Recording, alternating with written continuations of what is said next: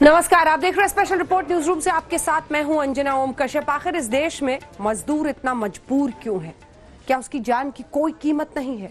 औरंगाबाद के पास हुए रेल हादसे से यही सवाल उठ खड़ा हुआ है। 16 मजदूर, मालगाड़ी उनके ऊपर से चल गई क्योंकि वो रात में पनाह पटरी पर ले रहे थे। पटरी पर सो गए और औरंगाबाद के पास मालगाड़ी उनके ऊपर से गुजर गई। लाश की ढेर वहां पर। लेकिन सवाल यही कि आखिर इन 16 मौतों का जिम्मेदार कौन है?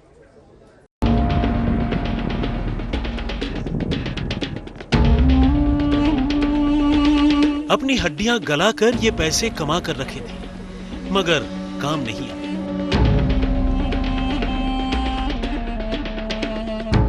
खून पसीना बहाकर ये रोटियां कमाई थी, लेकिन ये रोटियां भी इनका निवाला नहीं बन पाई। रात के सन्नाटे में मौत की आहट से बेखबर मजदूर इन पटरियों पर गहरी नींद में सोए हुए थे। सुबह करीब 5:15 बजे औरंगाबाद की तरफ जा रही एक मालगाड़ी पटरियों पर सरपट भाग रही थी। ट्रेन के ड्राइवर की नजर पटरियों पर पड़ी। उसने इमरजेंसी ब्रेक भी लगाई, लेकिन तब तक देर हो चुकी थी। 16 मजदूर मालगाड़ी की चपेट में आ चुके थे। उन्हें संभलने या भागने का मौका ही नहीं मिला। रेल की पटरियां उनके खून से लाल हो गई। 4 बजे मतलब आराम कर, पैर दुखने लगा तो आराम करने लगे। हम लोग पीछे थे, हम लोग सब आगे आ गए थे। आगे आ गए थे तो उन लोग आगे आके ट्रेन लाइन में बैठ गए।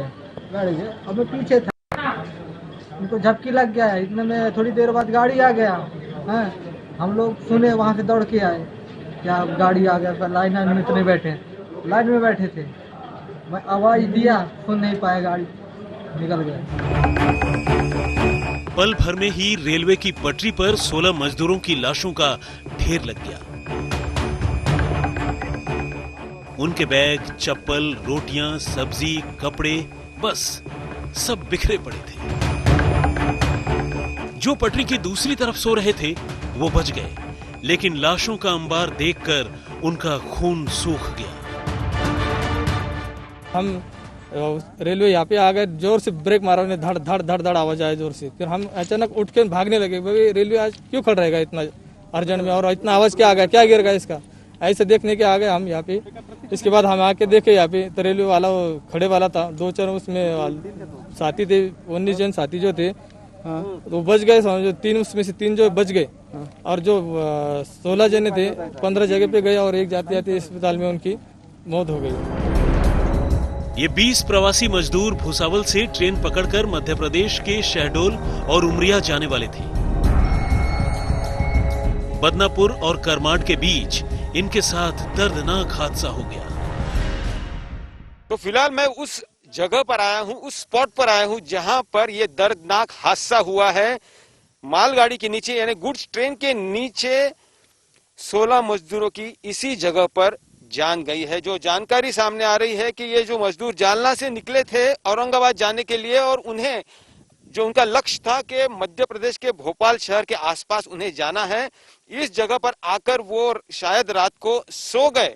गलती उनसे इतनी ही हो गई कि पटरी के अंदर सो गए, पटरी पर सो गए।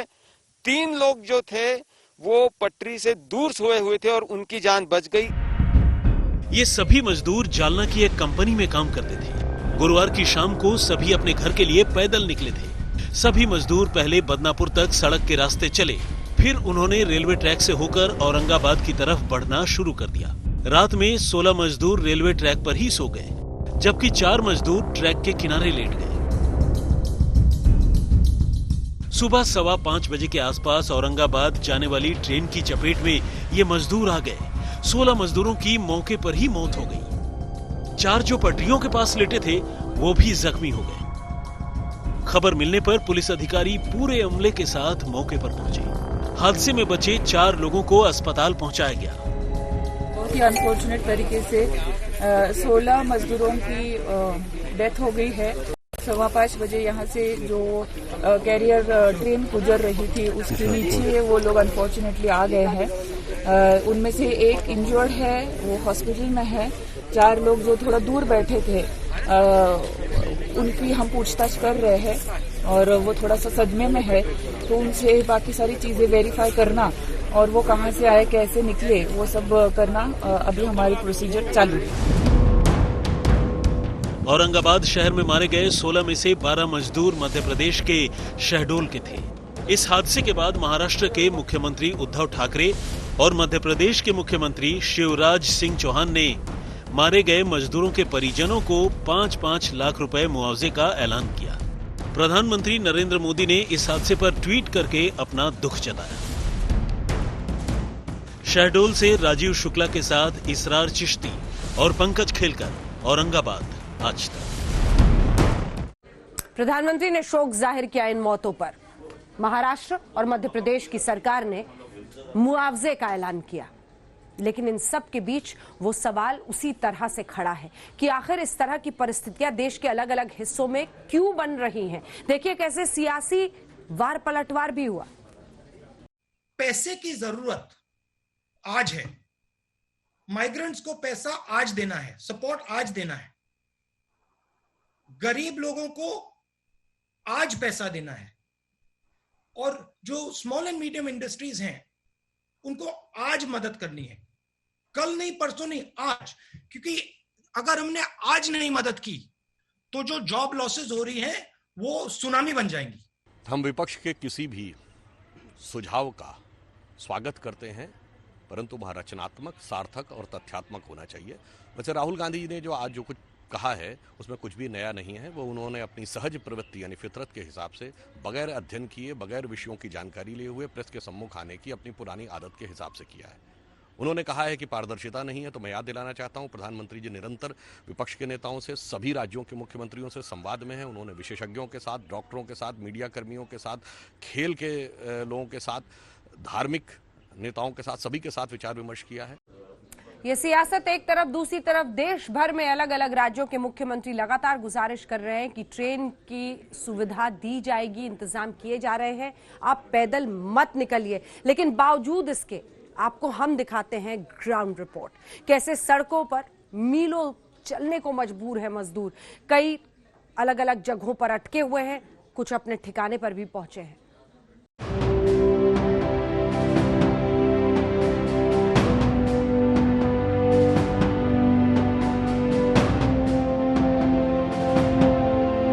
देश के निर्माण में हाड़तोड़ मेहनत करने वाले मजदूर मजबूर होकर अपने घरों की तरफ निकल चुके हैं। बिना किसी सहारे, बिना किसी आसरे के पैदल ही मंजिल की तरफ निकल चुके हैं। कोई 4 दिनों से निकला है तो कोई 5 दिन पहले निकला है। को डर नहीं लग रहा? आप लोग जा रहे हैं, बीमारी गांव में भी फैल सकती है। अब क्या करें, तो भूखा मरे तो क्या, इससे अच्छा गाँव में ही जाके करते हैं। कुछ गांव से दूर रहेंगे, कम से कम गांव में तो रहेंगे। 15 दिन हो गया सर रजिस्ट्रेशन करवाया, ना तो अभी तक वहाँ तो बस गई है, ना तो कॉल आया है। और फिर जो मालिक है वो रुपए भी नहीं दे रहा खाने के लिए। वहाँ कब तक रहेंगे? कोई सहारा नहीं है, कोई उम्मीद नहीं है। इससे बढ़िया घर चले जाएंगे। अपनी जड़ों से उखड़कर राजस्थान में रोजी रोटी के लिए पहुंचे इन मजदूरों की कमाई लॉकडाउन की वजह से रुक गई। लिहाजा राजस्थान से उत्तर प्रदेश की तरफ रवाना हो गए। महाराष्ट्र में रेल की पटरियों पर मजदूरों के साथ जो हुआ, उस एक घटना के बाद सवाल देश के दूसरे राज्यों में है कि मजदूरों की जान आखिर कितनी सुरक्षित है। हम इस समय भरतपुर में हैं और जयपुर से इस भरी दोपहरी में सैकड़ों की तादाद में रुक रुक करके मजदूरों की टोली लगातार आगे बढ़ रही है। जैसे तापमान बढ़ता है, उनमें से एक टोली जहां तहां सड़कों पर आराम करती है। ये बबूल के पेड़ों के नीचे जहां छाया मिली, बस वहीं जिंदगी को 2 पल का आराम मिल रहा है। राजस्थान के भरतपुर के रास्ते मजदूर उत्तर प्रदेश में प्रवेश कर रहे थे। यहां आज तक को मिले चंदौली के मजदूर, जो अजमेर से 6 दिनों से पैदल चलते हुए यूपी की सीमा में पहुंचे थे। मजदूरों का ये दल चल पड़ा है अपने गांव की ओर। कोई मदद कर देता है तो तमाम लोग मदद से हाथ पीछे खींच लेते हैं। तमन्ना यही है कि किसी तरह जल्द से जल्द अपने गांव पहुंचे। चंदौली जिले का। चंदौली, तो ये आप सारे चंदौली के हैं? जी सर। कितने दिन पहले चले हैं आए? हो गया 5-6 दिन हो गया। 6 दिन। 6 दिन से चलते आ रहे हैं आप लोग? जी। कई कई रास्ते में सुविधा मिली है, जैसे कि 10 किलोमीटर ट्रैक्टर लेके आ रहे हैं सब। 10 किलोमीटर पैसे वैसे भी लिए थे? नहीं, पैसे 2-3 जगह लिए थे, 50-100 रुपए ऐसे। चिलचिलाती धूप में ये मजदूर अपने सफर पर चले जा रहे हैं। भरतपुर हाईवे पर मुलाकात उन मजदूरों से हुई जो जोधपुर से पिछले 5 दिनों तक लंबी पैदल यात्रा करके भरतपुर तो पहुंचे, लेकिन आगे उन्हें बिहार और झारखंड का सफर तय करना है। दिन भर ये चलते हैं। ज्यादा थकान हुई तो हाईवे के किनारे कच्ची जमीन पर झाड़ियों की ओट में गमछा बिछाकर सो गए। चलेंगे। कितना दिन लगेगा चंदौली पहुंचने में? जितना दिन लग जाए, 10 दिन 15 दिन। आप ऐसे चलते जाओगे? क्या करेंगे, और चलेंगे 1-2 किलोमीटर, फिर बैठेंगे, फिर चलेंगे। ये तस्वीरें मुंबई की हैं। सरकार की चलाई ट्रेनें मजदूरों की तादाद के आगे कम पड़ रही हैं। मजदूर पैदल निकल रहे हैं या फिर शोषण का शिकार हो रहे हैं। 40 से ज्यादा मजदूर ट्रक में ठुसे हुए हैं। ये मजदूर ट्रक में भरकर उत्तर प्रदेश के सिद्धार्थनगर की तरफ रवाना हुए थे। नवी मुंबई पुलिस ने ट्रक को रोक लिया। इस काफिले में महिलाएं और बच्चे भी शामिल थे। 1700 किलोमीटर के सफर पर निकले थे। ट्रक वाले ने सबसे 2-2 हजार रुपए लिए थे। लोगों ने किसी तरह इन पैसों का इंतजाम किया था। मालूम पड़ा कि यहाँ गाड़ी आ रही थी, दूसरे से पैसे लेके मैं वहाँ से बाहर निकला। बोले कि पहले गाड़ी पे बैठने से पहले पैसा लगेगा आपको। मैं बोला ठीक है सर जी, पहले पैसे ले लीजिए। मैं उनको 6000 रुपये दिया। मैं बोला गाँव पहुँचने पे उसके बाद में 1000 रुपये मैं आपको दे दूंगा। कोरोना संक्रमण के दौरान रोजी रोटी का संकट आ गया तो ये लोग पलायन करने पर मजबूर हो गए। श्रमिक स्पेशल ट्रेनों में रजिस्ट्रेशन नहीं हो पाया।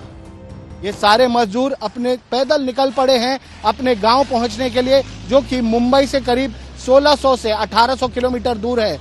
इसी बीच कुछ ऐसे भी लोग हैं, कुछ ऐसे ट्रक ड्राइवर हैं जो इन्हें ये एश्योर करते हैं कि वो उनके गांव उन्हें पहुंचा देंगे और जो कुछ उनके पास बचा पैसा है वो उनसे ले लेते हैं। बीच रास्ते छोड़कर पैसे के साथ ऐसे ही ट्रक ड्राइवर फरार हो जाते हैं और अब जो प्रवासी मजदूर हैं, ना उनके पास पैसा बचा और ना खाने के लिए अन्न। फिलहाल पुलिस ने ड्राइवर और उसके सहयोगी के खिलाफ रिपोर्ट दर्ज कर ली है। पुलिस ने ट्रक को सीज कर लिया है। जिन मजदूरों ने ट्रक से गांव लौटने का सपना देखा था, उनका सपना तो टूटा ही, सारी कमाई भी लुट गई। भरतपुर से आशुतोष मिश्रा के साथ दिव्येश सिंह, मुंबई आज तक। स्पेशल रिपोर्ट की खबर, बड़ी खबर के साथ शुरुआत करते हुए नोएडा में किस तरह से बढ़ रहा है कोरोना का प्रकोप, कैसे बढ़ रहे हैं लगातार मामले। 14 घंटे में कोरोना के 12 नए केस आए हैं। जी हां, पिछले 24 घंटे में कोरोना के 12 नए केस आ गए हैं और पहली मौत भी नोएडा में कोरोना की वजह से हो गई है। दिल्ली से सटा नोएडा, जहां पर कोरोना मरीजों की संख्या अब 214 पर पहुंच गई है। लेकिन पिछले 24 घंटे के आंकड़े सबसे ज्यादा परेशान करने वाले 118 कोरोना मरीज हालांकि ठीक भी हुए हैं।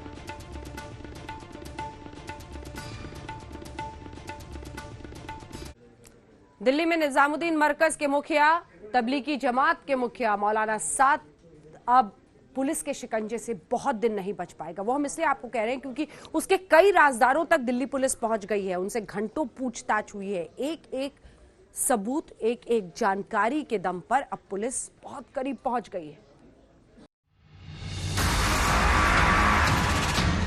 अगर तुम्हारे तजर्बे में ये नजर भी आ जाए कि मस्जिद में आने से आदमी मर जाएगा, तो इससे बेहतर मरने की जगह कोई हो नहीं।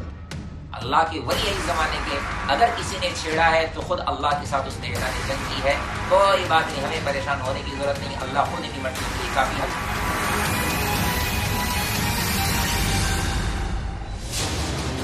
40 दिन से कहां छुपा बैठा है मौलाना साद? पुलिस को मौलाना साद मिलता क्यों नहीं? मौलाना साद पर फिर हुआ है एक बड़ा खुलासा। अब मौलाना साद का हवाला कनेक्शन सामने आया है। मौलाना साद के करीबियों पर शिकंजा कस रही है पुलिस। देश की राजधानी दिल्ली में जैसे ही कोरोना का जिक्र आता है, सबसे पहले निजामुद्दीन मरकज के हेड मौलाना साद का नाम आता है। मरकज में जमातियों को कोरोना कैरियर बनाकर मौलाना साद ऐसे फरार हुआ है कि 40 दिन होने को आए हैं, उसका कुछ अता पता नहीं है। मौलाना साद की सिर्फ आवाज आती है, मौलाना साद नजर नहीं आता। और अब मौलाना साद के गुर्गों ने यह भी कहना शुरू कर दिया है कि मौलाना साद को परेशान करने वालों को खामियाजा भुगतना पड़ेगा। यकीन नहीं आता इस ऑडियो को सुनिए। अल्लाह के वली इस जमाने के अगर किसी ने छेड़ा है तो खुद अल्लाह के साथ उसने ऐलान जंग की है। कोई बात नहीं, हमें परेशान होने की जरूरत नहीं, अल्लाह खुद ही निमटने के लिए काफी। हम किसी के लिए बद्दुआ नहीं करते, हम तो सबके लिए खैर की दुआ करेंगे। लेकिन इतनी बात समझ लें, हम साथियों को क्या कहना है, क्या करना है, सब्र से काम लेना है इंशाल्लाह। दिल्ली पुलिस के सामने इस वक्त दो सबसे बड़े चैलेंज हैं। एक तो वो कोरोना वॉरियर बनकर सड़कों पर लॉकडाउन में रात और दिन ड्यूटी कर रहे हैं, अपनी जान पर खेल रहे हैं। दूसरा बड़ा चैलेंज ये कि वो मौलाना साद का हिसाब किताब करने में भी लगे हुए हैं। ऐसे में मौलाना साद पर एक बड़ा खुलासा हुआ है। जी हां, मौलाना साद का हवाला कनेक्शन सामने आ रहा है। सूत्रों की माने तो क्राइम ब्रांच को पता चला है कि मरकज से पैसे का लेन देन दिल्ली 6 से होते हुए देश और विदेश तक पहुंचता था, जिसके बाद क्राइम ब्रांच ने करीब आधा दर्जन हवाला कारोबारियों से पूछताछ की है। क्राइम ब्रांच ने ये पूछताछ मौलाना साद से जुड़े कुछ लोगों की कॉल डिटेल के आधार पर की है। पुलिस ने हवाला कनेक्शन से जुड़े जिन लोगों से पूछताछ की है, उनके बारे में जानकारी ये है कि वो पिछले दिनों लाखों रुपए विदेश भेज चुके हैं। क्राइम ब्रांच के रेडार पर 100 से ज्यादा बैंक अकाउंट है जो मौलाना साद और मरकज से जुड़े हुए हैं। क्राइम ब्रांच का साफ तौर पे यही कहना है कि इन तमाम बैंक अकाउंट के बारे में जानकारी हासिल की जा रही है। साथ ही साथ मरकज में जो जमाती शामिल हुए थे, जो विदेशी थे, उनके बैंक खातों पर भी क्राइम ब्रांच की नजर है। तो जाहिर सी बात है, क्राइम ब्रांच का शिकंजा लगातार मौलाना साद पर कसता जा रहा है। क्राइम ब्रांच ने अब तक मौलाना साद को 4 नोटिस भेजे हैं। सूत्रों की माने तो अब तक मौलाना साद ने जो सवाल क्राइम ब्रांच ने नोटिस भेजकर पूछे हैं, उन सवालों के सही जवाब नहीं दिए हैं। सूत्रों के मुताबिक मरकज कार्यक्रम से पहले मौलाना साद के अकाउंट में बड़ी रकम आई थी। मौलाना साद के एक करीबी जो कि बैंक का सारा काम देखता था, उसे बैंक ने इस बाबत टोका भी था। सऊदी अरब और बाकी देशों से खाने पीने के नाम पर कैश आना शुरू हुआ। दिल्ली पुलिस की क्राइम ब्रांच ने मरकज को नोटिस जारी कर जानकारी भी मांगी थी, लेकिन मौलाना की तरफ से कोई खास जानकारी नहीं मिली। क्राइम ब्रांच मौलाना साद के हर उस राजदार तक पहुंच रही है जिससे उसका कनेक्शन था। साद के बेटे से पूछताछ हो चुकी है। अब क्राइम ब्रांच ने दिल्ली के जाकिर नगर इलाके में मौलाना साद के करीबी नेटवर्क से जुड़े 2 लोगों से पूछताछ की है। उनके बारे में कहा जाता है कि इनका मौलाना साद के घर काफी आना जाना है। क्राइम ब्रांच को 20 ऐसे लोगों के बारे में पता चला है जो मरकज में आने जाने वाले जमातियों की व्यवस्था से जुड़े थे। क्राइम ब्रांच की सूत्रों की माने तो इनके पास रेलवे का टिकट बुक करने के लिए बाकायदा आईडी है। जांच के दौरान पता चला कि विदेशी ट्रैवल एजेंट के जरिए तमाम इलाकों के लोग उन 20 लोगों के जरिए अपने आने जाने का इंतजाम करते थे। मरकज मामले में क्राइम ब्रांच की जांच जैसे जैसे आगे बढ़ रही है, मौलाना साद और उसके राजदारों की मुश्किलें बढ़ती जा रही हैं। क्राइम ब्रांच की टीम मौलाना साद के 2 करीबी नेटवर्क के जाकिर नगर के घर पहुंची, जहां क्राइम ब्रांच ने न सिर्फ इनसे कुछ दस्तावेज मांगे बल्कि उन 20 लोगों के बारे में जानकारी हासिल करने की कोशिश की जो मरकज में आने वाले जमातियों की व्यवस्था से जुड़े हुए थे। दिल्ली पुलिस का कहना है कि वो शिद्दत से मौलाना साद को खोज रही है, जबकि मौलाना साद का कहना है कि वो दिल्ली पुलिस के हर नोटिस का जवाब दे रहा है। मौलाना साद का ये भी दावा है कि वो किसी से छुपा नहीं है। अनुज मिश्रा और अरविंद ओझा के साथ तंसीम हैदर, दिल्ली आज तक। मौलाना साद जाल बिछाने में तो महारत हासिल कर चुका है। कोरोना टेस्ट पर लगातार इतने दिनों से दिल्ली पुलिस को घुमाए फिर रहा है। अभी तक कोरोना टेस्ट की रिपोर्ट नहीं दी है क्राइम ब्रांच को।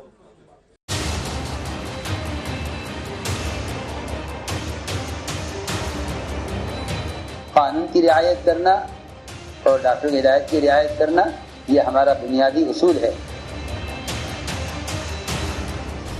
जिस वक्त निजामुद्दीन मरकज से जमातियों का जत्था निकला और जमातियों के कोरोना कैरियर होने का खुलासा हुआ, उस वक्त जब पुलिस ने मौलाना साद को ढूंढना शुरू किया तो उसका एक ऑडियो आता है और मौलाना साद कहता है कि वो क्वारंटीन में है। इतना ही नहीं, मौलाना ने जमातियों से भी गुजारिश की कि वो पुलिस और प्रशासन की मदद करें। डॉक्टर की हिदायत पर अमल करना यकीन, तवक्कुल, शरीयत के खिलाफ नहीं, बल्कि एहतियात ना करना और फिर अगर कोई नुकसान हो तो फिर इसमें अपने आप को ही मलामत करनी चाहिए। इसलिए चाहिए कि हम क़वानीन का और डॉक्टरों की हिदायत का, मैं ताकीद से कह रहा हूँ, क़वानीन का, डॉक्टरों की हिदायत का बेशक एहतमाम करें, ये हम सब की जिम्मेदारी है और सारे आलम में करना चाहिए। कानून की रियायत करना और डॉक्टरों की हिदायत की रियायत करना, ये हमारा बुनियादी उसूल है। मौलाना का जैसे ही क्वारंटीन पीरियड खत्म हुआ तो ये भी खुलासा हो गया कि उसने कोरोना टेस्ट कराया था और रिपोर्ट नेगेटिव आई है। बकौल मौलाना साद, कोरोना का ये टेस्ट एक प्राइवेट लैब में कराया गया था, लेकिन पुलिस और प्रशासन ने मौलाना से एम्स में कोरोना का टेस्ट करवाने के लिए कहा। उसके बाद ये टेस्ट हुआ या नहीं, उसकी रिपोर्ट नेगेटिव है या पॉजिटिव, किसी को पता नहीं है और ना ही ये पता है कि मौलाना कहां छुपा बैठा है। सबसे हैरानी की बात तो ये है कि पुलिस ने मौलाना साद के बेटों से भी पूछताछ कर ली और बेटों ने भी सवालों के जवाब दिए, लेकिन ये अपने आप में किसी रहस्य से कम नहीं है कि पुलिस को मौलाना के पूरे खानदान का पता है और मौलाना साद का पता नहीं है। अब सच क्या है, अभी तक इस पर पर्दा ही पड़ा हुआ है। लेकिन मौलाना के एक सच से पर्दा उठ गया है कि 15 मार्च को मौलाना साद अपने ससुराल सहारनपुर भी गया था और मौलाना साद के ससुर सलमान के भाई जो विदेश से लौटे थे, उनका कोरोना टेस्ट पॉजिटिव आया था, जिससे सहारनपुर के स्वास्थ्य विभाग में पूरी तरह से खलबली मच गई थी। और इसके बाद स्वास्थ्य विभाग ने मौलाना साद के ससुर मौलाना सलमान समेत 15 लोगों का सैंपल जांच के लिए नोएडा की लैब में भेजा था। इस दौरान सभी को क्वारंटीन कर दिया गया था, लेकिन मौलाना के सभी रिश्तेदारों की कोरोना रिपोर्ट आ गई है जो नेगेटिव है, लेकिन मौलाना साद के ससुर की रिपोर्ट गायब है। देखिए, इसमें ऐसा होता है कि सैंपल मिसिंग हो जाते हैं, कभी इनएडिक्वेट आ जाते हैं, कभी रिपीट सैंपल आ जाता है, कभी फॉल्स पॉजिटिव आता है। ऐसे 21 सैंपल में से 7 की मिसिंग सूची थी और उसी में से 14 नेगेटिव थे जो इनके हम लोगों ने सैंपल लिए थे। हम आपको बता दें कि मौलाना साद की ससुराल सहारनपुर के मोहल्ला मुफ्ती में है। 14 अप्रैल को मौलाना साद के ससुराल का सैंपल लिया गया था और उसे नोएडा के national institute of virology lab में भेजा गया था। हैरानी की बात यह है कि 23 दिन बीत जाने के बाद पता चलता है कि मौलाना साद के ससुर की रिपोर्ट गायब है। मौलाना साद को लेकर दिल्ली पुलिस की इन्वेस्टिगेशन लगातार आगे बढ़ रही है। दरअसल जांच में बात सामने आई है कि इनके परिवार के 20 से ज्यादा लोगों की कोरोना के टेस्ट हुए थे, जिनमें से 15 लोगों की रिपोर्ट नेगेटिव आई और कुछ लोगों की जो रिपोर्ट थी वो मिसिंग है, जिनमें इनके ससुर की जो रिपोर्ट थी वो भी मिसिंग है। ऐसे में तमाम सवाल खड़े हो रहे हैं। सहारनपुर में दरअसल डॉक्टर ने भी इस बात का खुलासा किया है। वहीं दूसरी ये सारी रिपोर्ट नोएडा भेजी गई थी जहाँ से मिसिंग है। अब दोबारा इनके टेस्ट होंगे, ये जांच सामने है, लेकिन कहीं ना कहीं ये अब सवाल उठ गया, क्या इसके पीछे कोई साजिश तो नहीं है। साथ साथ इस पूरे मामले में अगर बात की जाए, जो जानकारी ये भी निकल रही है कि सहारनपुर में जो मौलाना साद था वो विजिट करता था। ऐसे में अब तफ्तीश जो लगातार आगे बढ़ रही है, उसको ढूंढने की भी तमाम कोशिशें की जा रही है। क्या वाकई उसको अभी तक ये भी सवाल उठता है कि क्या वाकई उसने जो सरकारी लैब से कहा गया था टेस्ट कराने का वो कराया या नहीं कराया, उसकी रिपोर्ट क्या आई। अब ससुर सलमान का सैंपल दोबारा कोरोना टेस्ट के लिए भेजा गया है और रिपोर्ट आने तक उन्हें क्वारंटीन में ही रहना होगा। लेकिन सहारनपुर सीएमओ को यह भी जानकारी नहीं है कि मौलाना साद के ससुर कहां पर क्वारंटीन है। इस तरह से ना तो मौलाना साद की कोरोना रिपोर्ट का कोई अता पता है और उसके साथ ही ससुर की रिपोर्ट भी गायब बताई जा रही है। सहारनपुर से अनिल भारद्वाज के साथ चिराग गोठी, दिल्ली आज तक।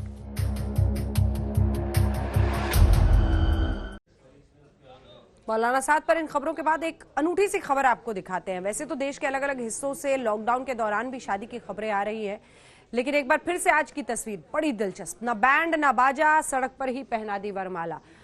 दूल्हे की शादी हो रही है, फिर दुल्हन की विदाई, सब कुछ देखिए।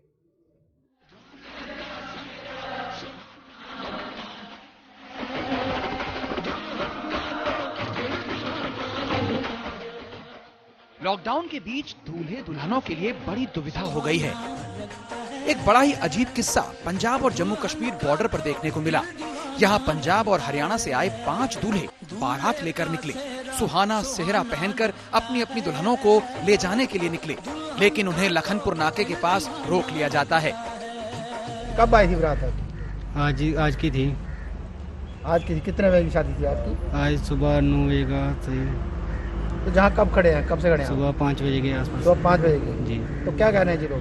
अभी वो जा रहे हैं तो बात भी नहीं कर रहे किसी से, तो अभी परमिशन बताई तो वो भी नहीं मान रहे, तो इसलिए मैं अभी वो भी देखो अभी बोल रहे हैं सर के देखते हैं, लेके आए हैं तो अभी देखते हैं। जी जी जी। शादी कब थी आपकी? आज सुबह की थी। तो बारात कहाँ जाए, जम्मू जाएगी? जम्मू। जम्मू। तो अभी क्या कह रहे हैं, इनका कहना क्या है? कह रहे हैं परमिशन दे देंगे, अब देखो।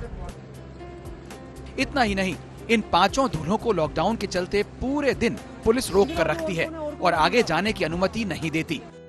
आखिर में देर शाम को सोशल डिस्टेंसिंग और मास्क के साथ इनकी शादी सड़क पर ही कराई जाती है और दूल्हे सड़क से ही अपनी अपनी दुल्हनों को घर लेकर चले जाते हैं।